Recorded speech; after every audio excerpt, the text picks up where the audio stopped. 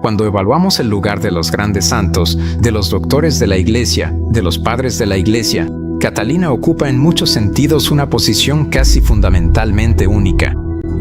Aquí tenemos a una mujer que murió a los 33 años, pero que ya mandaba en sus 20s.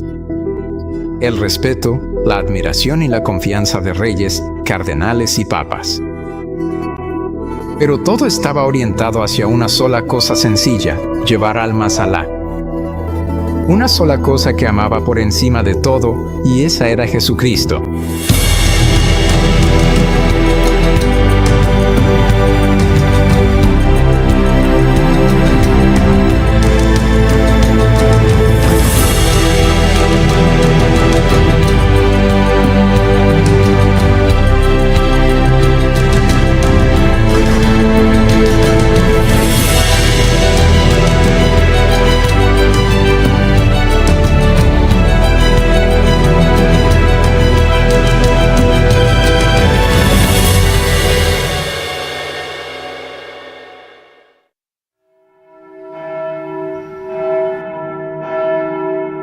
A mediados del siglo XIV, la cristiandad fue sacudida por una serie de calamidades. La terrible plaga de la peste negra que acabó con 1/3 de la población de Europa, guerras amargas entre los reinos cristianos y el autoimpuesto exilio de los papas. Lejos de Roma, hacia Aviñón en Francia. En medio de la muerte y la incertidumbre, una joven apareció inesperadamente de la hermosa región de la Toscana en Italia, llamando a la unidad, la reforma y la santidad. Era una mística, una santa, una diplomática y doctora de la Iglesia. Su nombre era Catalina de Siena. Tenía un gran amor y dedicó su vida a compartirlo con todo el mundo. Ella está convencida de que el corazón de la vida espiritual es la vida de las virtudes teologales, fe, esperanza y caridad. Y estos fenómenos místicos son estímulos, son señales, fueron lo que la impulsó en su vida de consagración, por así decirlo. Pero no son la esencia de su santidad. Eso no es lo que la convierte en una de las grandes santas. Ella pensaba que eran cosas secundarias y que los demás les prestaban demasiada atención. Ella no quería que la gente se enfocara en tratar de tener experiencias místicas. Ella quería que la gente se enfocara en estar consagrada a Cristo.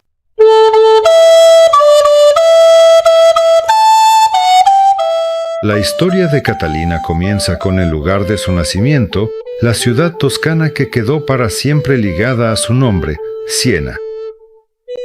Es un lugar que realmente eleva el espíritu.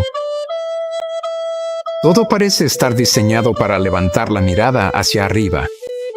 Tenemos la ladera de la montaña sobre la que está asentada la ciudad, pero también tenemos estos edificios que parecen salir directamente de la roca, y luego está la hermosa catedral de Siena y el juego de luz y sombra a lo largo de la ciudad.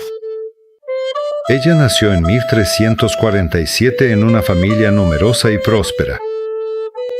Su padre, Giacomo Benincasa, era tintorero, curtidor y formaba parte de un grupo importante de empresarios en la ciudad.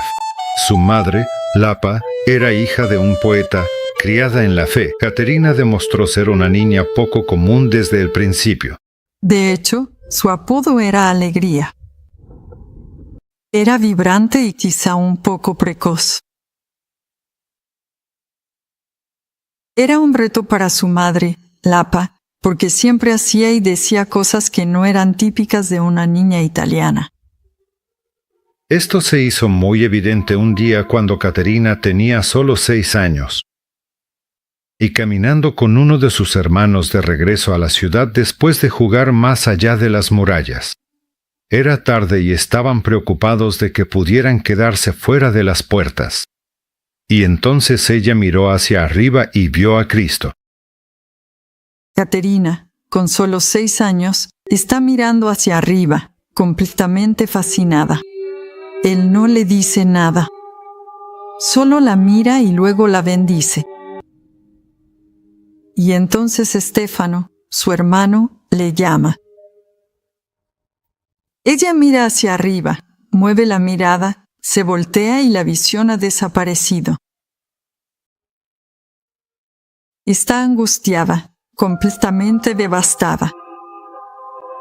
Y eso le enseñó una lección increíble a esa edad tan temprana, que cuando Dios se manifiesta, se hace presente, debes quedarte en ese momento y no dejar que nada te distraiga. Desde ese día se entregó a Cristo, a una vida de castidad y a nunca casarse. Cuando llegó el momento en que sintió mucha presión para casarse, ella luchó contra eso. Y como harían todos los padres, tendieron a oponerse. Y el resultado, por supuesto, fue que intentaron presionarla, no con violencia ni nada por el estilo, sino haciéndole llevar una vida de servicio a la familia, para ayudarle a entender que quizá no estaba pensando bien en su vocación. Y luego, por supuesto, vino el incidente en el que Catalina, para evitar el matrimonio, se cortó el cabello, su hermoso cabello dorado. Y creo que ese fue uno de esos puntos de inflexión para la familia, que se dieron cuenta de que entre ellos había una joven muy seria. Fue crucial para su desarrollo la presencia de los dominicos, quienes, en la época de Catalina, eran una parte importante de la vida en Siena. De niña, Catalina consideraba a los dominicos tan valiosos que salía corriendo de su casa y besaba los lugares por donde ellos caminaban. Después, iba con frecuencia a misa en el convento dominico. A menudo hablaba con sacerdotes dominicos y tenía a un sacerdote dominico como confesor y director espiritual. Y se asoció con la vida de la orden dominicana, aunque ella misma no era una monja dominica de clausura, y aún así vivía esa vida. Una vida extraordinaria de santidad, de servicio y de testimonio de la fe. Cuando Catalina tenía 16 años, motivada por una visión de San Dominico, ingresó a la tercera orden de los dominicos, la rama femenina conocida como las Mantillati. Estaba compuesta principalmente por viudas muchos años mayores que Catalina. Al principio, ellas se mostraron reacias a permitir que alguien tan joven ingresara. A unirse a ellas, alguien que parecía no tener experiencia ni años de vida, y estoy seguro de que muchas sospechaban que su vida de oración y su espiritualidad no eran auténticas. Y aún así, ella las convenció. Pudo convencerlas no solo de su autenticidad, sino también de la profundidad de su vida espiritual. Después de unirse a las Mantillati, Catalina abrazó la vida de una especie de ermitaña en la casa de su familia. Encontró un lugar debajo de la escalera en la casa, un pequeño espacio que limpió y que se convirtió en su celda. Ahí pasó 3 años en oración y contemplación de Cristo, superando tentaciones y recibiendo la Eucaristía y la guía de los dominicos. Al final de su tiempo en reclusión, Catalina vivió su famosa unión mística con el Salvador. La Madre de Dios tomó en su mano santa la mano derecha de Catalina para presentársela a su hijo, pidiéndole que se dignara desposarla en la fe. El Salvador consintió con amor y le ofreció un anillo de oro, según Raimundo de Capua. Si cuando hablamos del matrimonio místico de Catalina solo nos referimos a un fenómeno extraordinario, una visión, Dios hablándole, algo así. Es interesante, pero no es tan fundamentalmente importante como la manera en que Catalina entendía esto como un lazo profundo de amor con Cristo. No se trata solamente de una experiencia mística, sino de un regalo divino que proviene para estar profundamente unida a Él, pertenecerle por completo, recibir su sagrado corazón y entregarle el suyo propio. Se sentía pequeño, débil y un pobre pecador, para que el mismo Cristo le quitara toda su pecaminosidad, su debilidad y le otorgara la gran fuerza de su caridad. Si te pones a pensar detenidamente en lo que eso realmente significa, significa que ahora ella debía vivir una vida de total sencillez y de su profundo amor. Ella tendría en sí el mismo amor de Dios y sería capaz de actuar desde ese amor. Con el tipo de amor que Cristo tiene por el mundo, compartiendo su corazón. En cuanto ocurrieron los desposorios místicos, y ella se dio cuenta de que tenía esta unión. Cuando esto se manifestó tan claramente en ella, supo que ahora debía salir de la celda. Así que salió y empezó a salir a la calle. Se encontraba con los pobres, iba a los hospitales. Y uno por uno, los amaba, buscaba a los más difíciles, a los que nadie quería acercarse. La fama de Catalina creció rápidamente en toda Siena. Gente de todos los ámbitos de la vida acudía a ella en busca de consejo y sabiduría, y miles regresaron a la fe. Sus seguidores formaron un pequeño grupo a su alrededor, llamados los Caterinati, que eventualmente incluyó a su propia madre, Lapa. Pronto, Catalina también comenzó a corresponderse con los líderes de la cristiandad, instándolos a hacer la paz y ayudar a la Iglesia en tiempos de gran crisis. Uno de los aspectos más memorables de toda la vida de Catalina de Siena tiene que ser sus cartas. Esta es una mujer que escribía sin parar. Ahora, cuando decimos que escribía sin parar, hay que tener cuidado, porque durante la mayor parte de su vida dictaba cartas. De hecho, durante la mayor parte de su vida no sabía leer ni escribir. Ahora, no solo dictaba cartas una por una, sino que en realidad dictaba a una variedad de secretarios, de escribas, miembros de los Caterinati, quienes enviaban sus cartas por ella. Y luego, a través de la oración, de los dones que Dios le dio, por una especie de milagro, aprendió a leer. Escribió miles de cartas a distintas personas. De ellas, nos quedan un poco más de 300. Le escribió, por supuesto, al Papa, pero también a reyes e incluso a piratas, sí, a piratas, para animarlos a que ayudaran al Papa. Para ayudarlo a poder fortalecer la Iglesia una vez más. En esas cartas podemos conocer a Catalina, su personalidad y la manera en que aconsejaba y hacía amistad. La influencia de Catalina, pero también su reputación por sucesos milagrosos, provocaron celos y oposición de algunos dentro de la Iglesia, y para 1374, algunos, incluso dentro de los dominicos, insistieron en que fuera examinada. Catalina estaba llamando mucho la atención porque era una persona sumamente santa y parecía que ocurrían cosas extraordinarias a su alrededor.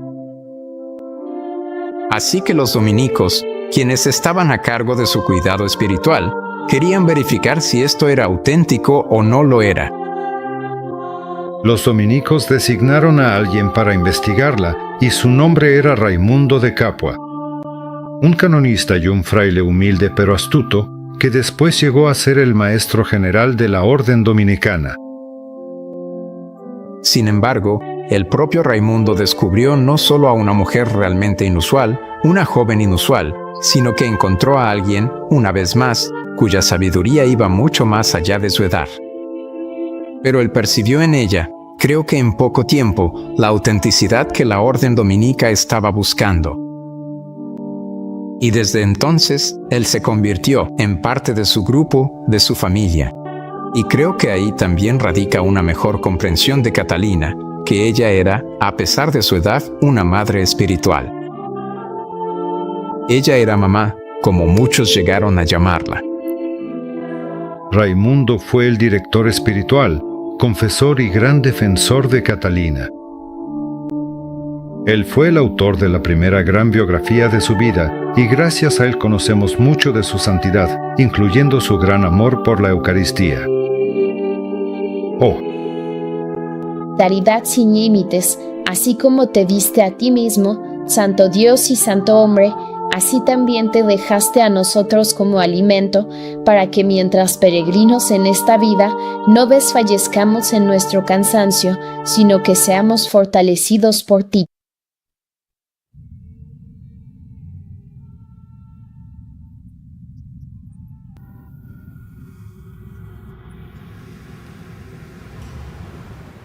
Si Catalina da testimonio de algún sacramento, quizá ese sea el más grande. Ella tenía un amor inmenso por la Eucaristía y subsistió casi exclusivamente de la Eucaristía durante un largo periodo de su vida, algo que para nosotros es casi impensable. Y luego, por supuesto, están las innumerables historias de sus largos éxtasis, sus trances, después de recibir la Eucaristía, de esa comunión, esa contemplación, esa meditatio, sobre lo que acaba de recibir, el cuerpo, la sangre y la divinidad de nuestro Señor. De hecho, al grado de que había muchos en la comunidad dominica y muchos en la misma Siena, que intentaron impedirle recibirla porque pensaban que era un espectáculo, que no podía ser sincera al quedarse en trance o en algún tipo de éxtasis durante horas después de recibir la Eucaristía. Y aún así, ocurrieron milagros relacionados con el hecho de que, cuando la gente intentaba privarla de la Eucaristía, ella la recibía de manera milagrosa. Y luego, un día de 1375, mientras oraba después de recibir la Eucaristía, de repente vio 5 rayos que emanaban del crucifijo frente a ella. Le atravesaron las manos, los pies y el corazón. Había recibido los estigmas, las señales de la pasión de Cristo. Pero gracias a su oración especial, las marcas no aparecieron en su cuerpo mientras vivió. Aún así, su reputación de santidad y sabiduría creció mucho más allá de lo que correspondía a su edad. Ahora estaba en un viaje sin precedentes que la llevaría, finalmente, hasta la corte del propio Papa.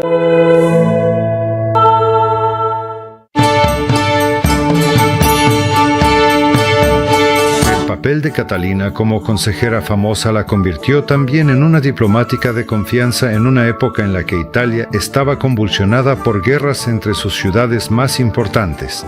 Le pidieron que actuara como mediadora de paz para poner fin a las guerras entre las ciudades-estado de Italia, incluyendo Florencia y Pisa. Uno de esos viajes diplomáticos la llevó a Francia, a Aviñón, donde cambió el curso de la historia. Durante casi 100 años. De 1309 a 1376, sucesiones de papas vivieron en Francia, no en Roma. Se habían mudado allí en 1309 bajo la influencia de la corona francesa. Y como resultado de eso, la corte de los papas también se trasladó allí. Ahora, a menudo hay confusión sobre que los papas en Aviñón no eran legítimos, que de alguna manera se les llamaba antipapas. De hecho, eran papas perfectamente legítimos, pero vivían lejos de Roma. Sin embargo, la corte desarrolló una reputación de corrupción, de mundanidad, como era inevitable. Viviendo lejos de la propia Roma, pero también los mismos papas podían ser mundanos. Catalina entendía que si la Iglesia iba a ser sanada, si los papas iban a liderar el tipo de reforma que la Iglesia necesitaba. En esa época, tenían que hacer algo, y eso era regresar a Roma. Y así fue cuando ella se encontró en Aviñón. Ella se presentó ante el Papa Gregorio XI. Catalina llega a Aviñón. La presentan ante el Papa, lo cual es muy interesante, porque normalmente bajas la mirada, besas el anillo y hay cierta actitud que debes mostrar. Pero no para Catalina. Catalina levanta la mirada con ese rostro alegre suyo, lo llama Papa y lo anima. Tienes que regresar a Roma. Obviamente lo parafraseo, pero esencialmente ese es el corazón de su mensaje para él, que no tenga miedo. Ella le está diciendo, tú eres el vicario de Cristo. Haz lo que Cristo te está pidiendo que hagas. Y de hecho, aún más que eso, Creo que lo que fue muy persuasivo para Gregorio fue que ella pudo hablarle sobre algunas de las cosas privadas. Promesas que él había hecho en sus oraciones personales a Dios. Y Catalina le decía, escucha, tú prometiste esto. ¿Cómo lo sabía ella? Esa es una buena pregunta. Parece que quizá Dios se lo reveló de alguna manera. Pero Gregorio fue profundamente conmovido por el testimonio de Catalina. Ven y no resistas más la voluntad de Dios que te llama. Las ovejas hambrientas esperan tu llegada para guiarlas y ocupar el lugar de tu predecesor y campeón, el apóstol Pedro. Porque tú, como el vicario de Cristo, debes permanecer en tu propio lugar. Ven entonces, ven y no tardes más, anímate y no temas nada de lo que pueda pasar, porque Dios estará contigo. Y así, Gregorio reunió el valor para desafiar a los reyes de Francia, para desafiar a su propia corte. Tal era la oposición que Gregorio tuvo que arrastrar la corte desde Aviñón de regreso a la ciudad eterna. Pero lo hizo. Y Catalina, en ese sentido, logró algo verdaderamente trascendental en la historia de la Iglesia, porque ella puso fin a una época que Petrarca llamó el cautiverio de Babilonia, un tiempo en el que parecía que el papado estaba siendo retenido por poderes mundanos. Y lo llevó de regreso a Roma, la ciudad eterna donde pertenecía.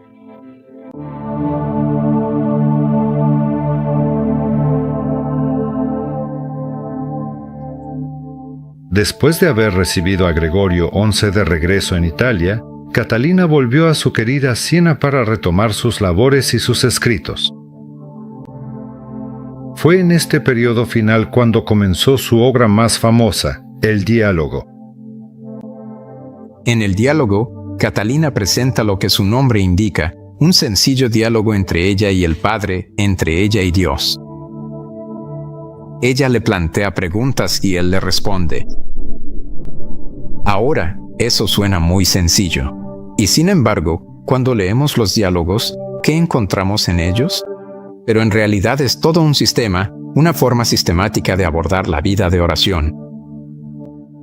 Pero más que eso, es un enfoque sistemático para la reforma de tu vida, para ese reconocimiento, una y otra vez, de que no puedes tener una vida de oración y espiritualidad poderosa sin una conciencia personal y profunda de tu pecaminosidad. Catalina manifestó gran parte de su enseñanza y de su experiencia a través de imágenes. Y una de las más significativas es el puente de Cristo. Y en el puente de Cristo, el Padre le ayuda a entender que Él ha provisto un puente. Él vino a la humanidad a través de su Hijo. Y el Hijo es el puente entre el cielo y la tierra, entre el cielo y el hombre. Uno de los entendimientos más profundos que recibió Catalina y que escribe en su diálogo es que Dios le dice, yo soy el que es y tú eres la que no es. Y Catalina entendió que eso significaba que, como criatura, aunque fuera una gran santa comparada con la mayoría de nosotros, no es nada comparada con Dios. Y sin Dios, ella no es nada. Al saber que no somos nada en comparación con Dios, nos damos cuenta de todo lo que Él nos está ofreciendo. De hecho, nos está ofreciendo nada menos que a sí mismo. Y eso fue lo que Catalina reconoció. Eso era por lo que ella vivía. Pero incluso mientras Catalina continuaba con sus labores en Siena, llegó una convocatoria desde Roma del Vicario de Cristo. Ella respondió sin dudarlo. Pero al ir a la ciudad eterna, Catalina estaba a punto de embarcarse en una tarea que, al final, le costaría la vida siendo aún joven. Por supuesto, no era suficiente que los papas regresaran a la ciudad eterna. Había problemas sistemáticos, problemas de fondo que tenían que resolverse. Y lamentablemente, Gregorio XI no vivió lo suficiente para verlos, para arreglarlos. Le tocó a su sucesor, un hombre que fue elegido como el Papa Urbano V.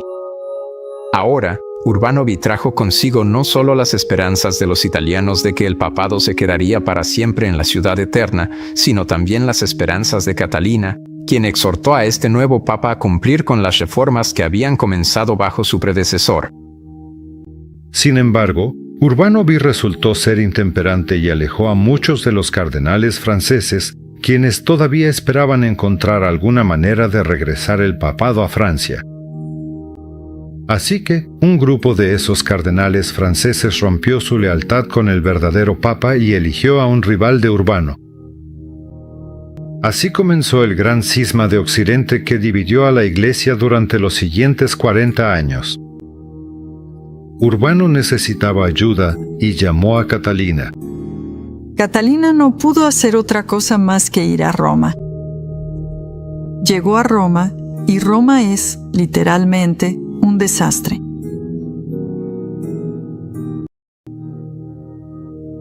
Ella tiene un sueño que probablemente sea uno de los sueños más fascinantes de su vida. En las puertas de la vieja St. La iglesia de San Pedro, antes de la hermosa que tenemos ahora, en esas puertas había una imagen muy grande de la barca de San Pedro. Y Catherine tuvo un sueño, que este gran barco, la barca de San Pedro, bajó y literalmente la aplastó. Y despertó, y supo que tendría que entregar su vida en oración y sacrificio por la iglesia. Y al final, sí la aplastó. Su sometimiento a la autoridad legítima de la Iglesia estaba basado en su amor. Estaba basado en su obediencia y en su humildad. Y para aquellos que podrían rechazar el papado, por ejemplo, o al verdadero papa, el verdadero sucesor de Pedro, Catalina lo entendía. No, sin importar las fallas de un papa en particular, seguía siendo, como ella escribió a los papas, Cristo en la tierra, a quien teníamos que apoyar. El papa la puso a trabajar por la unidad. Ella habló al colegio de cardenales con tanta elocuencia que Urbano habló de su propia cobardía. Vean, hermanos, cuán culpables debemos haber sido. Preséntate ante Dios, porque nosotros no tenemos valor. Mira cómo temblamos mientras ella es fuerte y serena, y mira cómo nos consuela con sus palabras.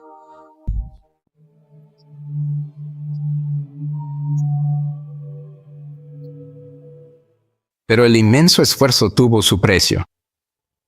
Ella era muy frágil, exhausta, seguía rodeada de muchas almas, y sin embargo, literalmente se arrastraba desde una habitación, un apartamento, justo más allá del Panteón, y a veces literalmente gateaba para llegar a St.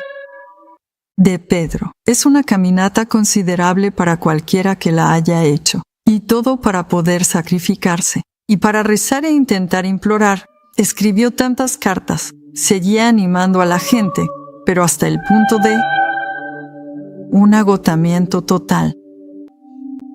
A principios de 1380, Catalina sufrió un derrame cerebral y después de ofrecer su agonía, murió el 29 de abril de 1380 mirando el crucifijo. El Papa Urbano celebró su funeral mientras toda la cristiandad la lloraba. Tenía solo 33 años, pero dejó un legado de santidad que sigue siendo atemporal e importante para nosotros hoy en día. Para ella, la vida moral es la vida espiritual. Se trata de acercarse a Cristo. Y al acercarte a la luz, la oscuridad se va retirando. No puedes estar en la oscuridad y también en la luz. Así que simplemente tienes que alejarte del pecado para poder entrar en la luz de Cristo. Gran parte de su vida estuvo enfocada en la perfección de las virtudes, en despojarse del pecado. Del sacramento de la reconciliación, para hacerse verdaderamente digna, para recibir a nuestro Señor exactamente de la misma manera. Eso se convirtió en una especie de metáfora para toda su vida, que se preparó durante casi 33 años para estar con su amor, para hacerse digna. Al despojarse en su propia vida del pecado personal, pero más allá de eso, al perfeccionar las virtudes para hacerse verdaderamente digna de él,